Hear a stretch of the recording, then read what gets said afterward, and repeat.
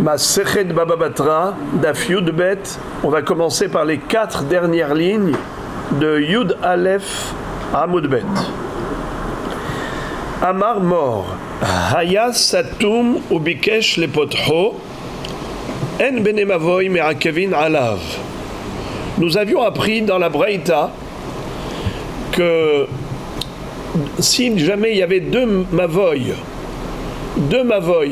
qui étaient mitoyens, 2 impasses mitoyennes, un mur qui les séparait, et les maisons d'un mavoy étaient collées au mur qui était mitoyen de l'autre mavoy.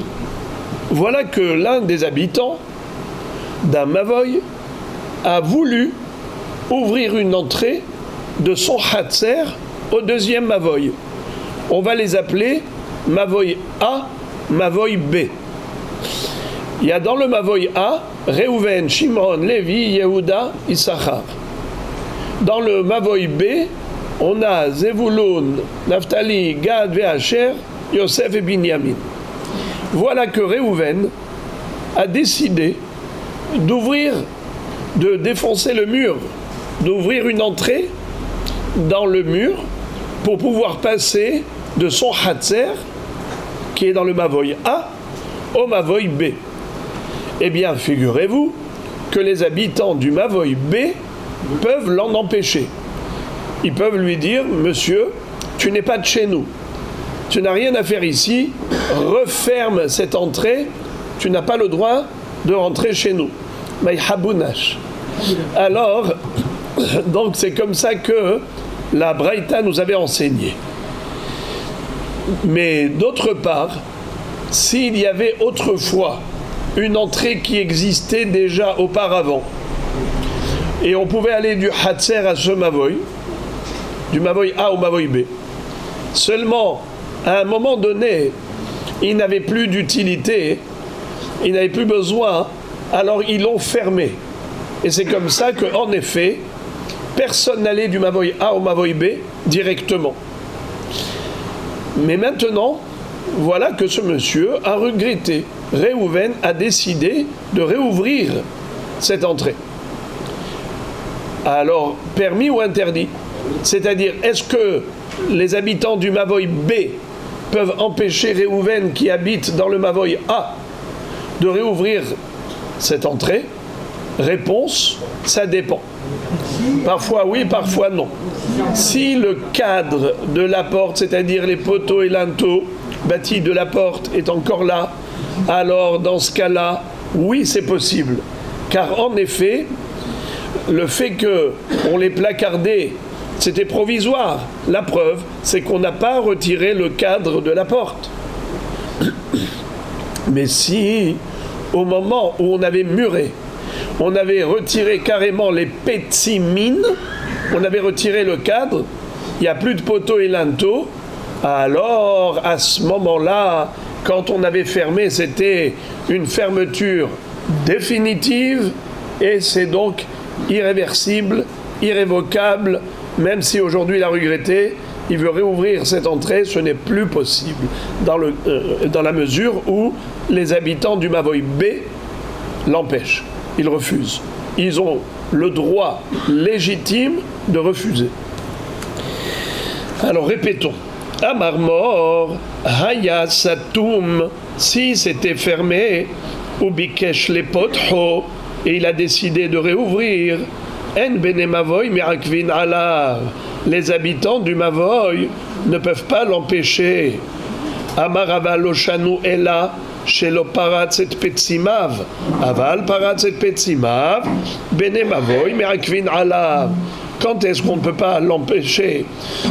C'est uniquement si le cadre de la porte était encore là. L'oparat set petsimav, il n'a pas retiré les petsimines. Aval parat set petsimav, mais s'il a retiré les petsimines, merakevin alav, ils peuvent l'empêcher d'ouvrir à nouveau cette entrée. Amar le Abaye le Rava, Tanya demsaya alach. Abaye a dit à Rava, tu as raison. Quand tu as établi ce distinguo et que tu as dit que ça dépend, est-ce qu'il avait retiré le cadre ou pas?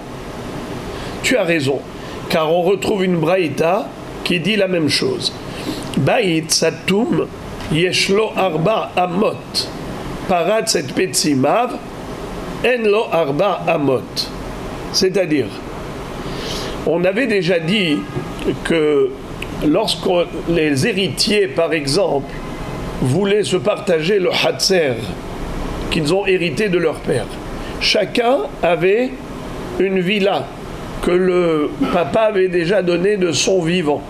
Dans une villa, il y avait 2 entrées qui donnaient sur la cour, et dans l'autre villa, il n'y avait qu'une seule entrée qui donnait sur la cour. Après la mort du père, ils se partagent le hatser qu'ils ont reçu comme héritage. Comment doit se faire la répartition? On avait vu qu'il y avait une mahloket entre Rav Huna et Rav Hizda. Selon Rav Huna, hatser les filles petahia mithalleket. C'est-à-dire que le droit qu'ils ont dans le hatser est en fonction du nombre d'entrées qu'il y a dans la maison. Quand ils sortent de la maison vers le hatser, en fonction du nombre de sorties qu'il y a, c'est exactement le droit qu'ils ont. Alors celui qui a par exemple 2 entrées et l'autre a une seule entrée, eh bien ils vont répartir en 3 le hatser. Il y en a un qui va prendre 2 tiers et l'autre 1 tiers. Ça c'est Rav Huna. Rav Hizda avait dit non. Rav Hizda avait dit juste on donne 4 coudées devant chaque entrée, mais tout le reste, ils se le partagent équitablement, 50-50. Ok, alors maintenant, imaginons que, par exemple, celui qui avait 2 entrées, il a muré l'entrée. Maintenant, il n'a plus qu'une seule entrée. Maintenant, le père est décédé. Alors, on a dit que, en fonction des entrées, chacun il a un droit de 4 coudées. Est-ce qu'on lui donne ces 4 coudées? Oui ou non? D'une part, il y a une entrée, il y a le cadre de l'entrée, mais d'autre part, il n'y a pas l'entrée, c'est muré. Eh bien, figurez-vous que même si c'est muré, s'il y a encore le bâti, il a le droit de Arba Amot. Pourquoi? Le fait que ce soit pour l'instant muré, on dit que c'est provisoire. Pourquoi c'est provisoire? Car si il avait voulu murer définitivement, il aurait retiré le cadre. Pourquoi il a laissé le cadre? Ça laisse penser et présager que ce monsieur a l'intention un jour de réouvrir. Voilà pourquoi il n'a pas condamné totalement. Si c'est comme ça, donc il a en effet le droit de Arba Amot dans le Hatser. Relisons. Bait Satum, une maison dont l'entrée a été murée. Yeshlo Arba Amot. S'il partage le Hatser comme on l'a dit, il a le droit de 4 coudées comme si l'entrée était ouverte. Par contre, Parat cette Petsimav, Enlo Arba Amot. S'il a retiré le bâti de la porte, il a retiré les poteaux et linteaux, alors dans ce cas-là, il n'a plus le droit de Arba Amot dans le Hatser. Je saute la parenthèse. La Braïta conclut en disant Bait Satum eno metame kol sevivav, parat set petsimav metame kol sevivav. De quoi s'agit-il? Nous avons une règle. Hachamim ont décrété que les 4 coudées autour d'un kever, autour d'une tombe, c'est métamé. Une personne qui était dans les 4 coudées autour d'une tombe, elle est tamée. Pourquoi? Car nous craignons que cette personne, si elle était très proche du kever, même si elle n'a pas touché la tombe, si jamais elle a été ma'ahil, vous savez c'est quoi ma'ahil? Ma'ahil, c'est surplombé. Si par exemple, voilà, je fais ça, voyez-vous, il y a la table ici, je fais ça, donc ma tête, elle est devenue ohel sur la table, n'est-ce pas? Il y a le toit de la maison, donc on peut devenir tamé en étant sous le même toit avec le mort. Imaginons que dans une pièce, il y a un cadavre et il y a une personne ou un kéli. Étant donné que il y a un mort qui se trouve sous le même toit que la personne ou le Kéli, la personne ou le Kéli vont devenir tamé. C'est ce qu'on a appris dans cette paracha de Hukat. Adam qui amut ba'ohel. Mais comment est-ce possible qu'il n'y ait pas de toit? On est en plein air. Et pourtant, la personne va devenir tamée à cause du din de Ohel. Eh bien, c'est que la personne elle-même, elle est devenue le Ohel. Comment elle-même, elle est devenue Ohel? Eh bien, en se penchant sur le cadavre, même si elle ne l'a pas touché, elle est devenue tamée. Pourquoi? Parce qu'elle-même, la personne, elle est devenue Ohel. Même si c'est un kéver. Non, pour l'instant, on a parlé d'un cadavre.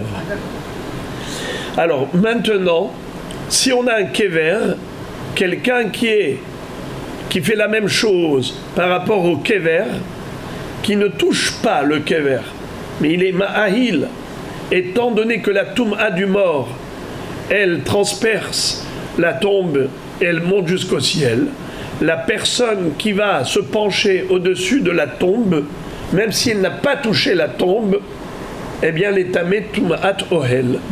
Comment Ohel? La personne elle-même, je viens d'expliquer, elle est devenue le plafond, elle est devenue le toit, elle est devenue Ohel par rapport au mort qui est en dessous.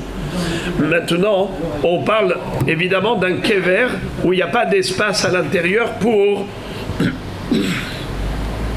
faire le, comme on appelle ça, Tum'a, qui ne soit pas Tum'a Retsutsa Bokaat Verola de la Rekia. Alors maintenant, le kéver, il est métamé Be'ohel. Si la personne n'était pas elle-même Ohel, donc elle n'est pas tamée, alors pourquoi on a dit que si on est dans la périphérie, tout autour du kéver, dans les 4 amot, on est tamé? Ça, c'est comme Midera Banane. Pourquoi Hachamim ont décrété cela?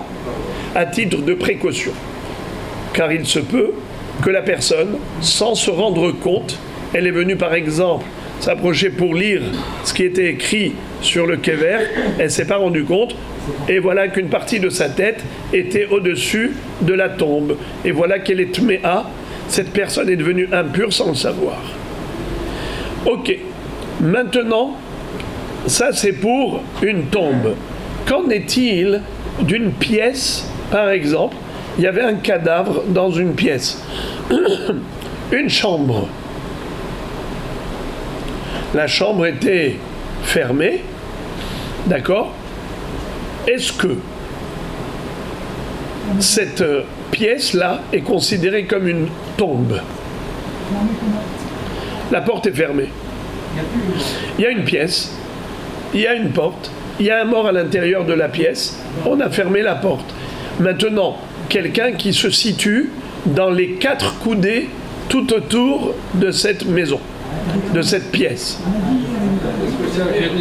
Alors, je répète, on est dehors, dans la rue, on est dans un champ, en rase campagne, il y a une pièce. Dans cette pièce, il y a un mort. Il y a une personne qui se tient à côté de la maison, à côté de cette baraque où il y a le mort. Est-ce que cette personne est tamée midera banane, oui ou non? Pourquoi dirait-on que oui? Parce que ça ressemble au kéver. Oui ou non? Alors vous dites, ça dépend s'il est dans les 4 coudées ou pas. Sous-entendu que s'il est dans les 4 coudées, il est en effet tamé d'après vous. Parce que vous considérez que cette baraque, c'est comme une tombe. C'est faux. Car la takana de Hachamim, c'est que par rapport à une tombe, pas par rapport à une maison. Par contre, comment cette baraque peut être considérée comme une tombe? Eh bien, si on l'a rendue tombe. Comment? Eh bien, si par exemple on a muré l'entrée, c'est-à-dire que on a placardé l'entrée, on a mis un mur, des parpaings, mais même cela, ça dépend. Parfois oui, parfois non, ce n'est pas considéré une tombe. Dans quel cas c'est considéré comme une tombe? Et dans quel cas ce n'est pas considéré comme une tombe? Eh bien, ça dépend si on a retiré le bâti de la porte. Si on a retiré les poteaux et linteaux, et ensuite on a muré, sous-entendu qu'on a décidé que définitivement cette baraque est devenue une tombe. Un kéver. Mais si on n'a pas retiré les petsimines, le cadre de la porte est toujours là. Même si on a muré l'espace de l'entrée, c'est pas considéré comme une tombe et il n'y a pas la xéra de Hachamim que celui qui se situe dans les 4 coudées de la pièce est comme dans les 4 coudées d'une tombe, car ce n'est pas une tombe. Regardez, c'est écrit Amaraba Bait Satum Eno Metame Kol Sevivav. Une maison qui est murée ne rend pas tamé le contour. Parat cette petsimav metame kol sevivav. Mais s'il a retiré les petsimines, le cadre de la porte, et il a muré, ça veut dire que c'est définitif.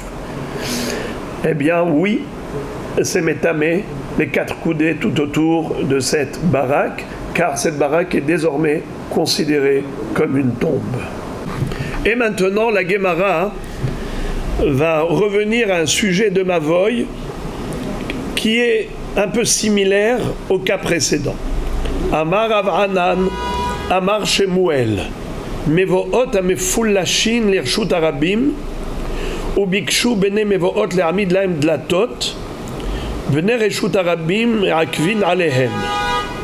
C'est-à-dire, imaginons qu'il y ait 2 villes mitoyennes. 2 villes où on peut aller de l'une à l'autre. Alors il y a 2 chemins. Il y a le chemin qui est long, c'est le chemin classique, mais il y a un raccourci au travers de Mavoy. Mavoy, une impasse, il existe 2 sortes de Mavoy. Il y a Mavoy Mefoulash et Mavoy chez Eno Mefoulash. Un Mavoy qui est ouvert des 2 côtés, et il y a un Mavoy qui est une impasse sans issue. Nous, on parle ici, précisément, d'un Mavoy avec issue. C'est-à-dire qu'il est ouvert des 2 côtés. Alors, il y a un côté dont l'aboutissement, c'est la ville voisine. Et l'autre côté, c'est la première ville. Alors, on va les appeler la ville A, la ville B. Qu'est-ce qui se passait? Les habitants de la ville B avaient l'habitude de traverser le Mavoy comme raccourci. Et ils allaient comme ça pour aller au marché de la ville A. Maintenant, qu'est-ce qui s'est passé? Les habitants de ce Mavoy, ils ont décidé de mettre des portes pour les fermer au bout du Mavoy. Ils ont dit désormais, ce ne sera plus une impasse avec 2 issues, ça va être une impasse avec 2 issues, certes, mais c'est nous qui décidons quand ouvrir et quand fermer. C'est-à-dire que quand on veut empêcher les habitants de la ville B de traverser notre Mavoy, eh bien c'est nous qui déciderons. Quand ça ne nous dérange pas, on ouvrira les portes, mais lorsque ça nous dérange, on fermera les portes. Quelle est la halakha? Est-ce que les Bnei Mavoy peuvent dire c'est nous les habitants ici, c'est nous qui prenons les décisions, donc libre à nous de mettre des portes et de fermer? Ou bien les habitants de la ville B qui avaient déjà pris l'habitude de traverser le Mavoy comme raccourci pour aller au marché de la ville A peuvent dire non, non, non, on vous interdit de mettre des portes et comme ça de les fermer quand vous voulez et nous empêcher d'emprunter ce raccourci. En effet, c'est la halakha. La halakha, c'est qu'ils peuvent les empêcher. Lisons. Amar Rav Hanan Amar Shemuel. Mevoot amefullashin lirshut arabim. Des impasses qui étaient ouvertes vers le Reshut Arabim, c'est-à-dire vers le derer du Reshut Arabim de la ville B. Ubikshu bnei mevohot, les Hamid lahem dlatot. Et ils ont voulu, les habitants des Mavoy, de la ville A, de mettre des portes à l'entrée du Mavoy. Bnei Reshut Arabim yarakvin alehem. Les Bnei Reshut Arabim de la ville B peuvent les empêcher. La Gemara dit Savour mina hanemile be'arba amot kede Rabbi Zera amar Rav Nachman d'amar Rabbi Zera amar Rav Nachman arba amot asmuchot lirshut Arabim kirshut Arabim damian. Au début, les Hachamim avaient cru que cette halakha qui consiste à dire qu'ils ne peuvent pas mettre des portes à l'entrée du Mavoy et les habitants du Reshut Arabim peuvent les empêcher. On a cru que c'était juste par rapport au Arba Amot. Alors ici vous avez le schéma. Vous avez à gauche la ville B, là où vous voyez les pointillés. À droite, vous avez la ville A. C'est le Mavoy. Donc le Mavoy de la ville A permet aux habitants de la ville B de traverser le Mavoy et d'arriver ici au marché de la ville A. Qu'est-ce qu'ont voulu faire les habitants du Mavoy qui étaient ouverts des deux côtés? Ils ont voulu mettre des portes à l'entrée. Des portes à l'entrée. Et donc fermer quand ils veulent et ouvrir quand ils veulent. Qu'est-ce qu'on nous a dit? Shmuel disait qu'en effet, les habitants de la ville B peuvent empêcher les habitants de la ville A de fermer ce Mavoy, parce que, a priori, ça les empêcherait d'emprunter ce raccourci. Au début, les Hachamim ont cru que lorsqu'on dit que les habitants de la ville B peuvent empêcher les habitants de la ville A de fermer ce raccourci, on a cru que ce qu'ils peuvent empêcher, c'est juste de mettre une porte vraiment à l'extrémité. C'est ce que j'ai dessiné en jaune, je ne sais pas si vous le voyez. Eh bien là, ils peuvent les empêcher. Mais ils ne peuvent pas les empêcher de mettre des portes à l'intérieur, c'est-à-dire à 4 coudées de distance, à 4 coudées d'écart. Voyez-vous ce qu'il y a en orange? C'est les portes en orange. Donc c'est uniquement là. Mais s'ils veulent mettre des portes et fermer ici, ils sont tout à fait dans leur droit légitime de fermer. C'est ce qu'on avait cru au début. Et qu'est-ce que ça change? 4 coudées à l'intérieur ou à l'extrémité, qu'est-ce que ça change? Nous avons une règle. Qu'est-ce qu'on appelle Safek Tum'a Birshut Arabim? Vous savez que quelqu'un qui a touché une source d'impureté, cette personne devient tamé. Peu importe si on est dans le domaine public ou domaine privé. Dès qu'on a touché une source d'impureté, on devient tamé. Il faut aller au mikvé pour se purifier. Mais quel est le din si on a un doute, on a un safek? Est-ce que j'ai touché la source d'impureté ou pas? Je ne l'ai pas vue. Je vois qu'elle est là. Et je sais que j'ai gesticulé ici, je me suis habillé ici. Je ne sais pas.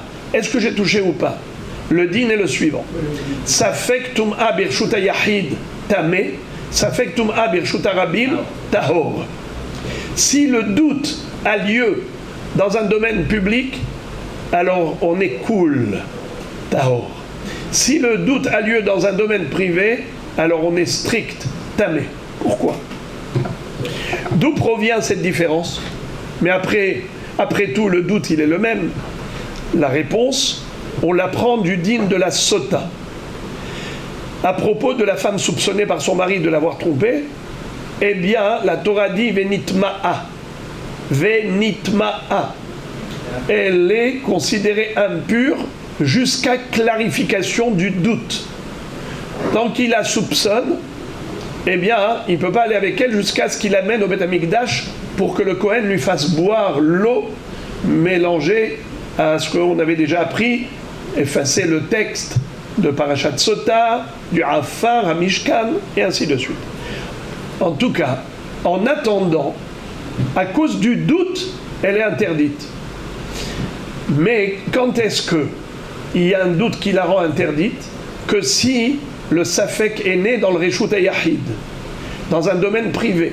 C'est là où il y a pu y avoir un isolement de trahison, un isolement interdit. Mais si c'était dans le domaine public, où tout le monde voit, elle a discuté avec un homme étranger, ok, et alors, ça ne la rend pas interdite. Qu'est-ce qui la rend interdite? C'est uniquement le doute qui a lieu dans Reshut HaYahid, mais pas dans Reshut HaRabim. Et puisque la Torah n'a pas dit interdite, la Torah a dit impure, venitma'a, il est devenu impur. De là, Hachamim on déduit les lois de pureté et d'impureté. C'est exactement pareil. Ça fait que tum'a, birshut hayahid tameh, ça fait que tum'a, birshut harabim tahor. Alors regardez Rabotai, quelque chose d'incroyable. Ici, qu'est-ce que c'est ça? Reshut hayahid. Qu'est-ce que c'est là? Reshut harabim. Là, quel est le din à l'entrée du Mavoy? C'est Reshut HaYahid ou Reshut HaRabim? Rabim, si, dans les quatre. Je préfère celui qui a dit Reshut HaYahid. C'est l'entrée du Mavoy, on est déjà dans le Mavoy. Mais concrètement, c'est considéré Reshut HaRabim. Pourquoi? Car on est dans les 4 coudées à proximité du Reshut HaRabim. 4 coudées à proximité du Reshut HaRabim, c'est considéré Reshut HaRabim. Mais on est dans les 4 dans le Reshut HaYahid. Pourquoi? Parce que en effet, les gens circulent un petit peu et c'est considéré comme Reshut HaRabim. Arba Amot. Alors, au début, on a cru que on ne peut pas installer des portes de fermeture ici. Mais ici, on pourrait. Dans le jaune, non. Dans le orange, oui. Parce que entre les deux, c'est considéré comme Reshut HaRabim. Mais là, c'est déjà considéré Reshut HaYahid. Alors peut-être qu'il pourrait installer des portes. Alors c'est ce qu'on avait cru au début. Mais après on a dit non.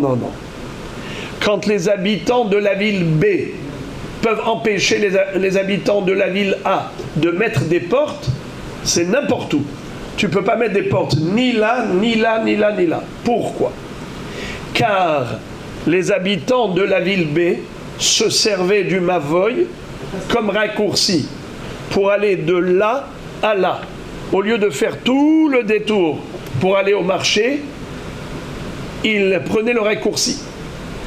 Tu ne peux pas empêcher un public qui a déjà employer et emprunter un chemin de manière permanente, même si tu prétends que tu as des droits, mais étant donné que tu as renoncé à ton droit pendant un certain temps et que le public a adopté ce chemin, désormais tu ne peux plus priver le public de ce qui est à lui, c'est-à-dire de ce qui est devenu à lui par l'utilisation. Le public a maintenant une hazaka. On ne peut plus lui retirer. Et on va voir que c'est une loi. Tout de suite, on va l'apprendre. Metzer shehziku bo rabim asur lekalkelo. C'est-à-dire, si par exemple, entre deux champs,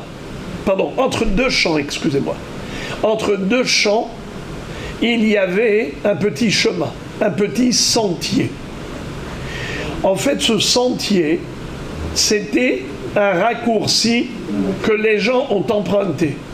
Comment est-ce qu'on faisait pour établir une frontière entre deux champs agricoles?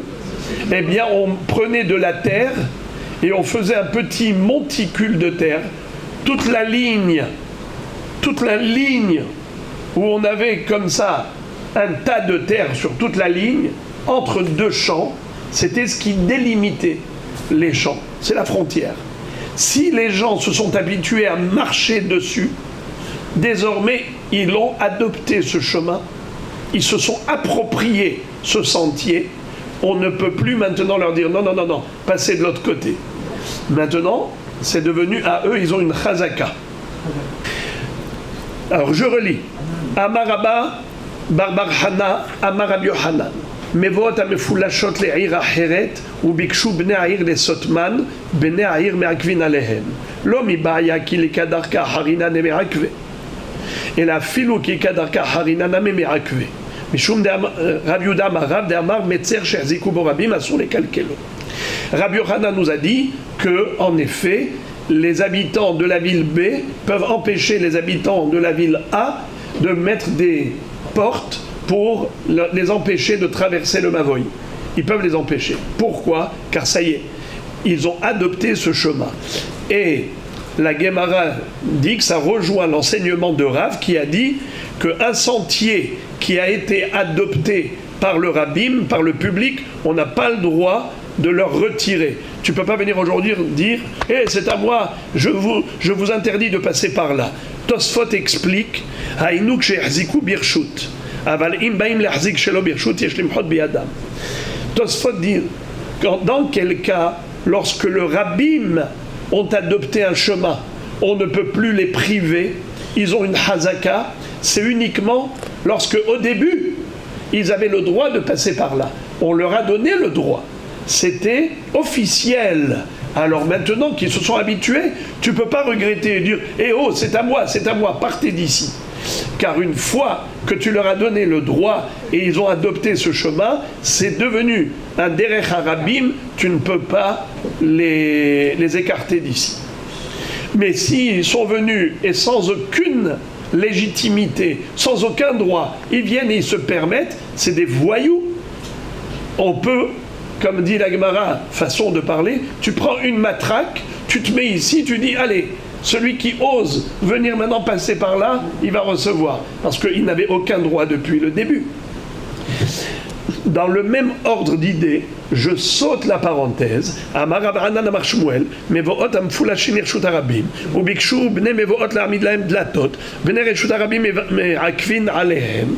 Donc il a dit exactement comme Rabbi Yohanan. Et c'est là où la Gemara nous dit ça vaut on avait cru au début que c'était que l'interdiction est de mettre des portes à l'entrée du Mavoï. Mais si on a décalé les portes à 4 coudées plus haut, alors on avait cru que c'était permis. Keder Rabbi Zira, Amar Rav Nachman, comme a dit Rabbi Zira au nom de Rav Nachman, Arba Amot Asmuchot Ershut Harabim, Kershut Harabim Damian, que 4 amot qui sont samour au Reshut Harabim, c'est considéré comme Reshut Harabim. Veloi, pas du tout. Hatam le'inyan tum'a, avalacha zimnin darkebe rabbim ve'ailetuva. C'est-à-dire, quand est-ce qu'on dit que l'histoire des 4 coudées, c'est pour être considéré Reshut Harabim pour la tum'a? Alors là, on dit qu'il n'y a que 4 coudées. Mais quand il s'agit de traverser le Mavoï, alors il n'y a pas que 4 coudées, même plus que 4 coudées, le rabbin a le droit de rentrer dans le Mavoï et de raccourcir son chemin, surtout si c'est des heures d'affluence. On continue. Vélo est assadé à Tchieba Tishra Kabin Lazé et Tishra Kabin Lazé. Nous avions appris dans la Mishnah que si jamais 2 associés, il y en a un des 2 qui veut absolument se séparer de l'autre et dit Gamarnou, je ne veux plus rester toute la vie associé avec toi, je veux qu'on partage. Alors, dans quel cas il peut lui imposer le partage? Que si c'est divisible. Mais si ce n'est pas divisible, il ne peut pas lui imposer le partage. Qu'est-ce qu'on appelle divisible? C'est que si après le partage, ça garde le même nom, ça porte le même nom, ça s'appelle divisible. Sinon, non. Exemple. Un hatzer, vous vous rappelez quelle était la surface du hatzer bravo. Pour qu'on puisse imposer le partage, il faut qu'il y ait 4 coudées pour l'un et 4 coudées pour l'autre. Si par exemple, le hatzer, il faisait que 7 coudées, alors on ne peut pas imposer le partage. Vous vous rappelez? La même chose pour le sadé. D'accord? Alors, pour la guina,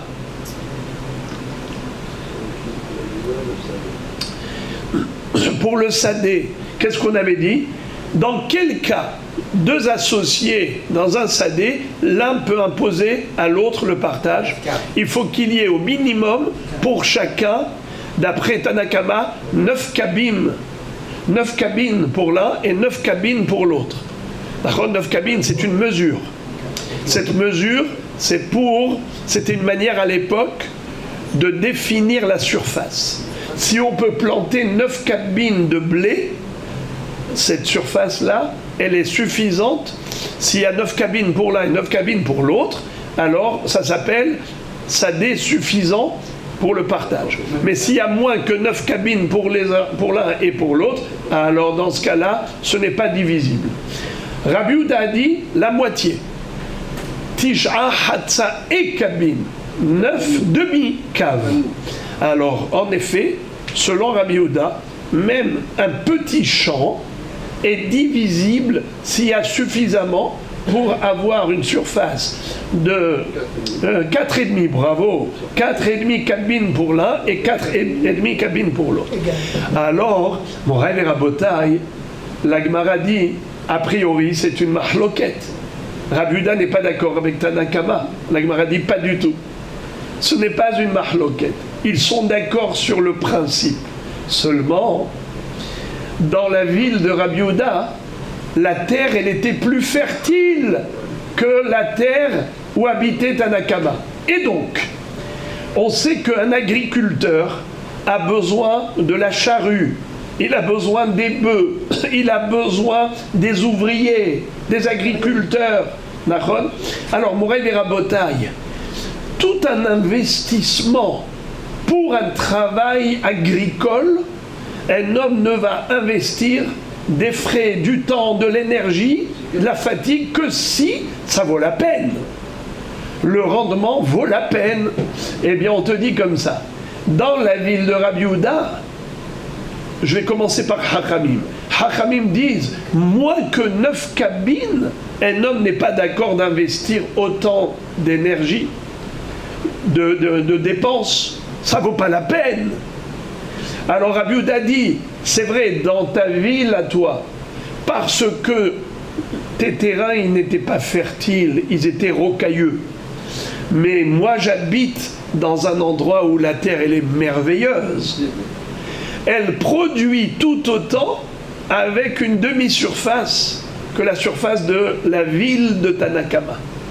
Dans la ville de Rabbi Yehuda, même 4 cabines et demie, ça valait la peine d'investir. L'agriculteur, il pouvait investir pour ce rendement, pour cette production agricole, ça valait la peine. Donc il n'y a pas de mahloket.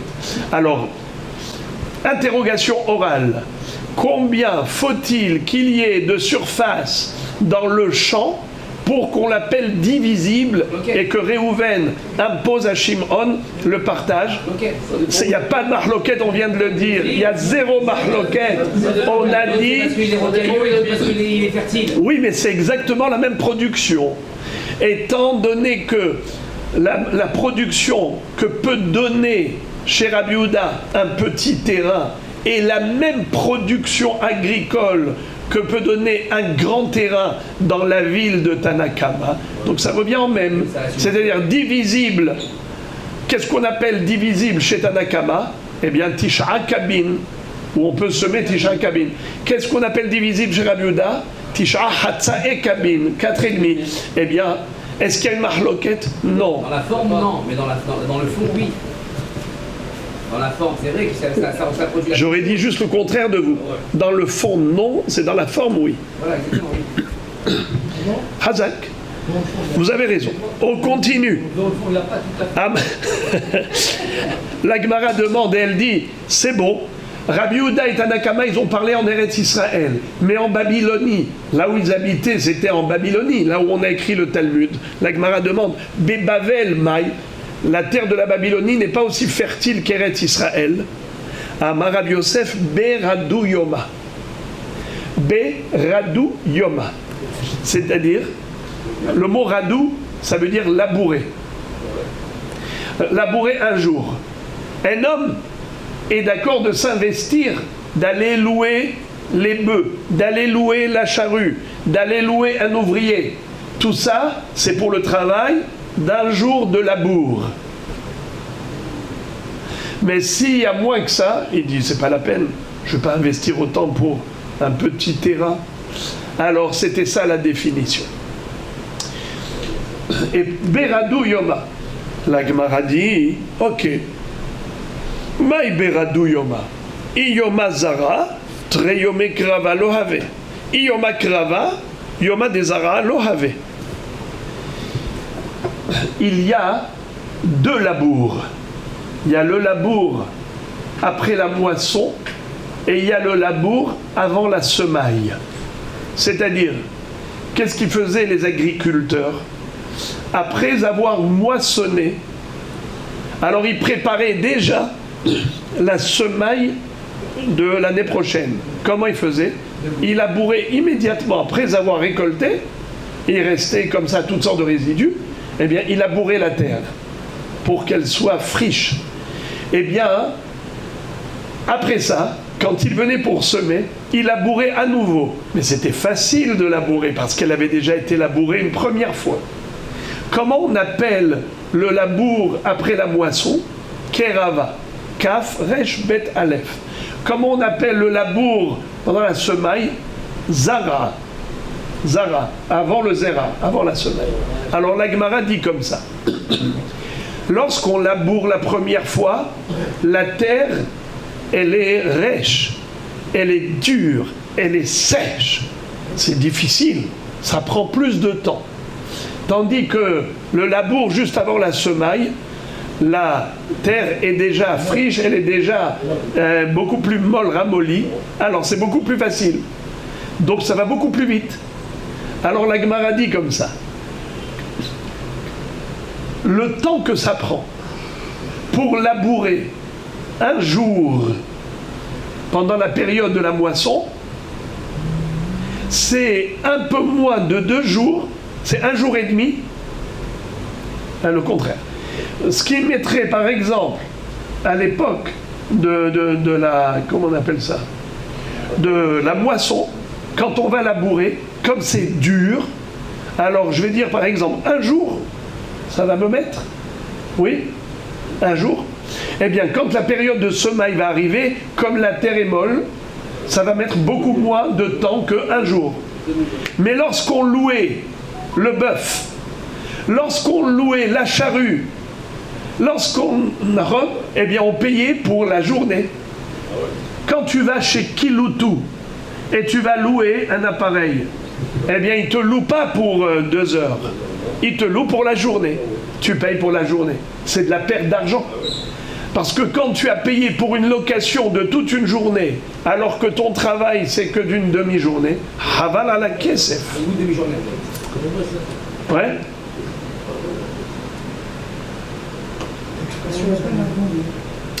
Alors la Gemara dit, si on parle d'un jour à l'époque de Krava, eh bien à l'époque de Zara, j'aurai moins d'une journée. Alors qu'est-ce que tu vas me dire? Qu'on parle de Yoma des Zara. Quand on parle de 1 jour de labour, c'est par rapport à la période de semaille. Alors pour le labour de Kerava, de la période de moisson, il me faut 1 jour et demi. J'ai pas 2 jours complets. J'ai pas besoin de 2 jours complets. 1 jour, ça me suffit pas. Ça me suffit à l'époque de la semaille, mais pas à l'époque de la moisson. Alors combien de temps il me faut? 1 jour et demi. 1 jour et demi, eh bien le bonhomme il va payer pour rien la location du bœuf et de la charrue. Parce qu'il a pris pour 1 jour et demi, lui il a payé pour 2 jours. C'est dommage, il y a ici une perte d'une demi-journée. Et donc comment tu peux me dire que c'est divisible? Mais le bonhomme il n'a pas envie de payer pour rien. Alors la Gemara donne 2 réponses. Elle dit, Maïbera, première réponse, Iba etema, Yoma de Krava, de Kariv etani, Iba etema, Yoma de Zara, Behadure davla, Behadure. Qu'est-ce que ça veut dire? Deux réponses possibles. Soit on parle de Yom HaDekrava, le jour en question, c'est le jour du labour pendant la période de moisson, mais Karim est tanné.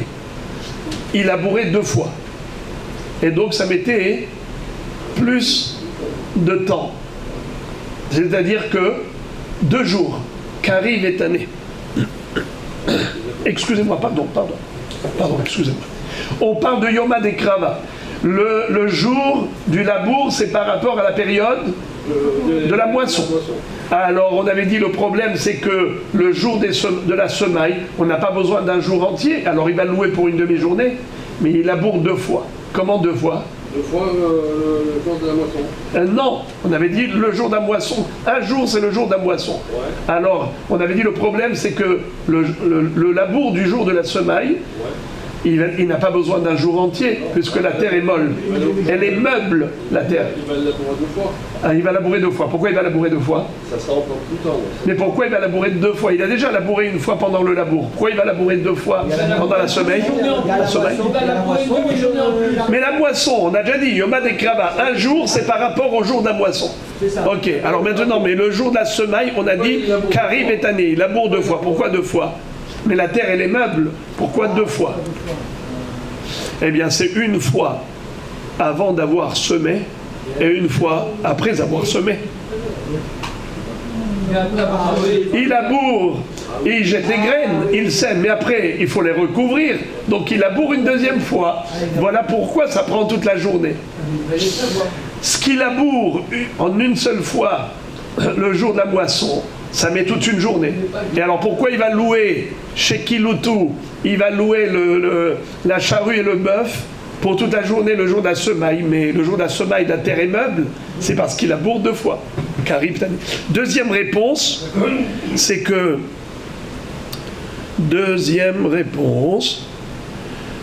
Yom HaDezara, Behadouré. Même si on dit qu'il s'agit de Yom HaDezara, alors on a dit comment ça se fait, mais le jour après de la moisson, il n'y a pas suffisamment pour 2 jours, c'est que 1 jour et demi. La réponse, Hadouré. C'est quoi Hadouré? C'est des montagnes russes. La terre, elle est avec des bosses. Alors là-bas, c'est pas facile de labourer dans une terre pareille. Là, il faudra vraiment 2 jours. 1 jour pour Zara, il faut vraiment 2 jours et pas 1 jour et demi pour Krava, parce qu'on parle ici d'une région où la terre, elle n'était pas plate, facilement labourable. Il fallait 2 jours entiers parce que c'était Behadouré.